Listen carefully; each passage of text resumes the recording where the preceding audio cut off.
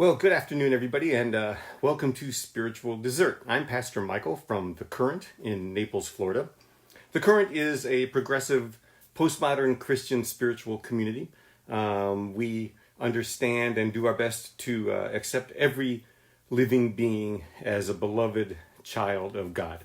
In fact, what we really practice is the idea that Jesus represents about us being sort of light bearers for God, about all of us being part of God's cosmic consciousness of love.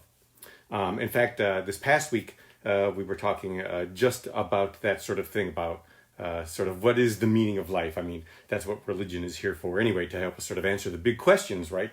Before any sort of science is evolved, all of our sort of philosophical questions about life and its meaning were answered by religion as best as our religions could answer those questions. But before we get into that, let me remind those of you who are tuning in that Spiritual Dessert is an open forum. It's really designed as a platform for us to be able to share ideas with one another, ideas about who we are as spiritual beings and what we believe as spiritual beings, as Christians and Jews and Muslims and Hindus and Taoists and Buddhists, and how we can learn from one another about what our various religions or philosophies tell us about working together for the common good of humanity and the planet. So the way that we practice Christianity at The Current is focused on the common good as well. Jesus is very obviously and inarguably focused on the common good throughout Scripture. We can have a lot of discussions about other aspects of Jesus, and Christians and non-Christians have discussions and pretty vehement arguments about those sort of things all the time, actually. But I think anybody who calls themselves a follower of Jesus will agree that service and the working toward the community good are principal teachings of his. And he shows us a lot of different ways to do that. One of the primary ways that Jesus says that we serve the common good is by first connecting to God and sort of getting over ourselves and letting the presence of God that's within us and around us all the time sort of flow through us, because that motivates us then to act differently in the world, to act with more acceptance and more love for all of the people of the world, whether they think or look the same as us or not.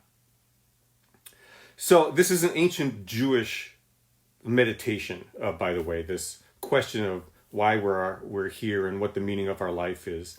And Jesus' answer, like that of the ancient Jewish prophets and rabbis before him, is that we are here for the common good. We are here for covenant. We are here in covenant with God, and part of our responsibility to honor that covenant is to understand that we are in covenant with one another as well. We are one big community of God's people who are intended, I think, to work together for the common good. The question, though, goes back 3,500 years or so, and is asked most poignantly and pointedly in Ecclesiastes. And this is what we talked about last Sunday at The Current. We looked at the entire first chapter of Ecclesiastes, which isn't really that long, but I'm not going to read the whole thing for you here right now. But in essence, Ecclesiastes begins by introducing the teacher. Ecclesiastes really means teacher, or I think like collector of sayings is my favorite way to think of Ecclesiastes. But it's a transliteration of a translation from Kohelet. And Kohelet also just means teacher, basically. So we call the author of Ecclesiastes Kohelet. We could also call him Ecclesiastes. One thing he is not is Solomon, King Solomon, even though Ecclesiastes is attributed to the son of David.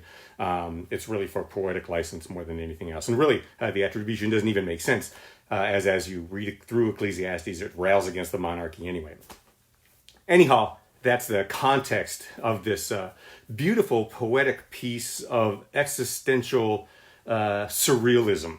Kohelet urges us in Ecclesiastes to understand the pointlessness of life from a point of view that doesn't bring us despair or that doesn't make us despondent.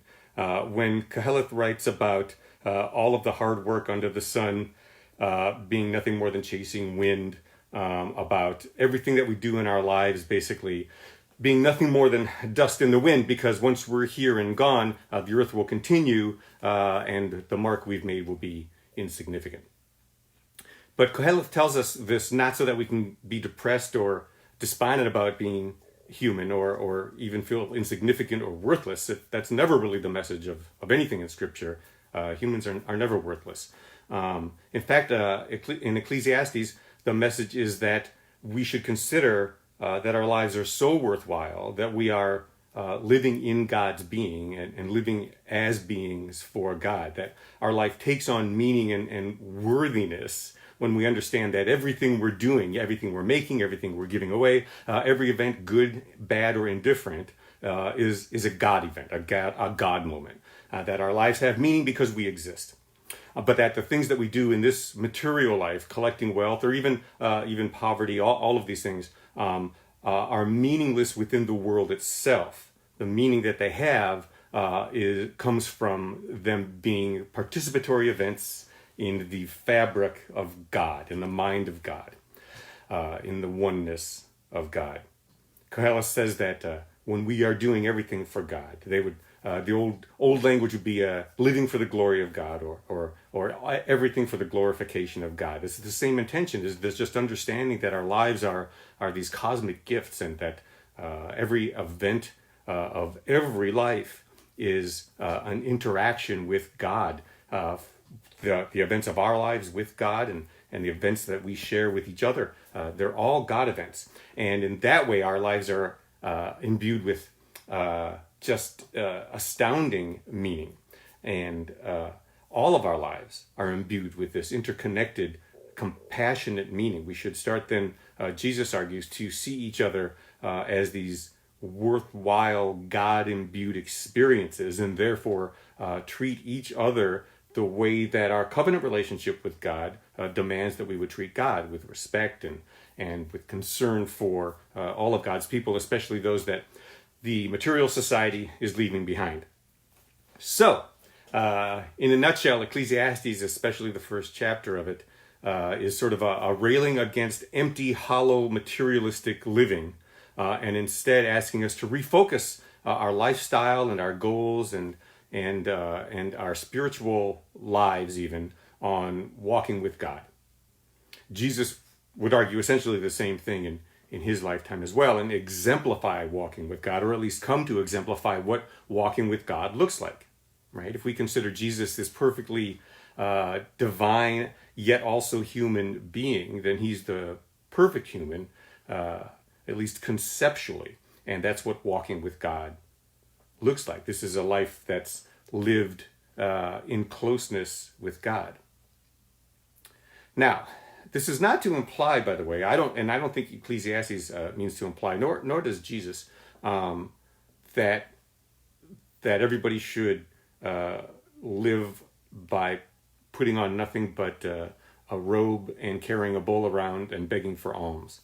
I think the broader point is that no matter where we are in life, our focus should be on what our station allows us to do for the common good. No matter. What gifts do we have? What have we been blessed with? Anything, any little thing even, that allows us to work for the common good. Because ultimately, Ecclesiastes says that's the point. We're in this together. We're in this for God. Otherwise, it's pointless. Life is meaningless. What's the point of any of it? And it's a good question. It's a difficult question to ask, even as we, I think, learn more about the universe and the vastness of the solar system. I was reading this week that Voyager 1 left the edges of the known universe or galaxy or solar system or something years ago, and Voyager 2 just did it now, and things are even weirder at the edges of sort of reality than we expected, and I that can either enlighten you or I suppose depress you.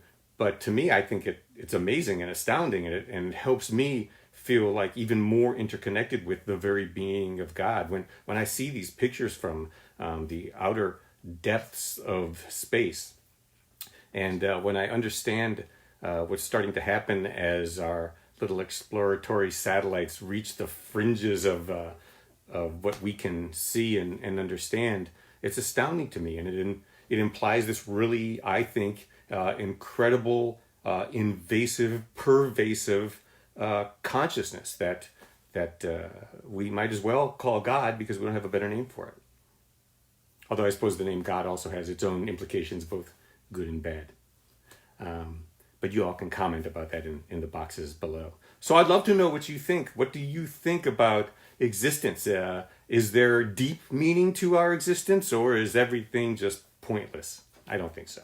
But I'd love to see what you've got to say about it and what your arguments are about that too. Please fill in the comment boxes below after you watch the video. Mary, thanks for tuning in today. I hope more people will start to watch this. Let's share this video with other people. If you have any questions about anything at all, spiritually speaking, I'm always happy to do my best to have a conversation about them and the things that I don't know about. I have a lot of friends in a lot of different religious tracks that I'm very happy to be able to pull wisdom from. So please, anything you're curious, let's have a conversation about what it means to be somebody who believes in God in the 21st century, but believes in God in such a way that it compels us to act for the common good, that God compels us to act in love, that this relationship we have with God and through God with each other becomes more important than the, specifics of any particular religion that gets us there. Because I think the important thing to remember in postmodern religion is that it's not how we get there, it's getting there. And where is there? What is the point? Well, love, unconditional. Love that leads us to remake the world, reshape the world, and rethink the world in a completely different way, in a way that doesn't involve profit and loss, but a way that involves enlightenment and evolution spiritually, technically, with respect to education and the way we care for each other as a people. These are the things that Jesus is really after. These are the changes that he wants. And these are the changes that I think we can make together as we explore what it means to be a postmodern believer in the 21st century. As always, I'll invite you to donate to The Current if you can. Your donations not only keep things like Spiritual Dessert, this forum going, and Intersect Live later tonight at 7 p.m. I hope you join me for that too. I'll have a special guest, Hugh Blair. We'll be talking also about postmodern religion and progressive Christianity specifically tonight at 7. So anything you can donate, we appreciate. We are a 100% community-supported organization. So if you appreciate this, if you utilize our food pantry or you volunteer at the food pantry, or if you'd like to support our food pantry, all the donations help us serve the community at large. Thanks for tuning in today. I'll see you tonight at 7 p.m. for Intersect Live, and then again next week, next Thursday at 12:30 for Spiritual Dessert. I hope your week is filled with the presence and love of God.